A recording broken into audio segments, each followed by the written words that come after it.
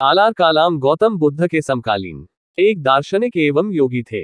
वे सांख्य दर्शन के विशेषज्ञ थे। पाली ग्रंथों के अनुसार वे गौतम बुद्ध के प्रथम गुरु थे। गुरु को बौद्ध धर्म में तथागत कहा गया है। गौतम बुद्ध के समय समाज में सांख्य दर्शन का काफी प्रभाव था और इससे गौतम बुद्ध भी काफी प्रभावित थे।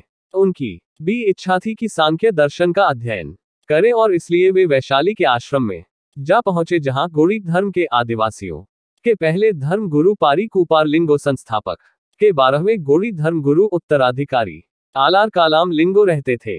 आलार कालाम ने गौतम बुद्ध को न सिर्फ सांख्य दर्शन की शिक्षा दी बल्कि उन्हें ध्यान मार्ग के सिद्धांत तथा समाधि मार्ग का ज्ञान भी प्रदान किया। स्वयं आलार कालाम भी ध्यानाचार्य के रूप में कौशल जनपद में प्रसिद्ध थे। 6 वर्षों तक उनके पास रहकर गौतम बुद्ध ने सांख्य मार्ग तथा समाधि मार्ग का उचित अध्ययन किया और इन पर दक्षता और प्रवीणता हासिल की। पारी कुपार लिंगो गौड़ धर्म के संस्थापक थे और लिंगोवाद कोया पुनेम दर्शन के संस्थापक थे।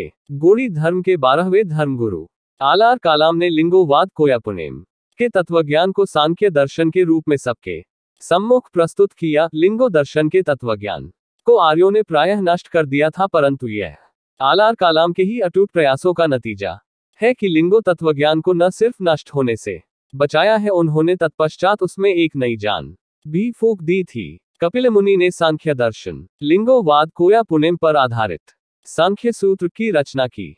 सांख्य सूत्र की खासियत यह है कि इस पूरे ग्रंथ में ईश्वर या ईश्वरीय शक्ति का जिक्र कहीं नहीं होता है, पर संपूर्णतः दर्शन शास्त्र फिलॉसफी पर आधारित इस ग्रंथ को पूरे विश्व में एक महान एवं पवित्र ग्रंथ का दर्जा दिया जाता है और ये ग्रंथ पूर्णता पारी कुपार लिंगो के लिंगोवाद कोया पुनेम दर्शन पर आधारित है। पुनर्तः गौरतलब है कि कोया पुनेम दर्शन भारतीय दर्शन में अभी तक नजरअंदाज रहा है, जो प्रकृति आधारित दर्शन है, जिसके अंतर्गत जनजातीय सामुदायिक व्यवस्था को प्राकृतिक नियमों के अनुरूप व्यवस्थित किया गया है।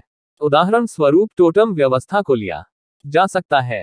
वर्तमान भारतीय दर्शन के अंतर्गत कोया पुनेम दर्शन व्यापक अनुसंधान का विषय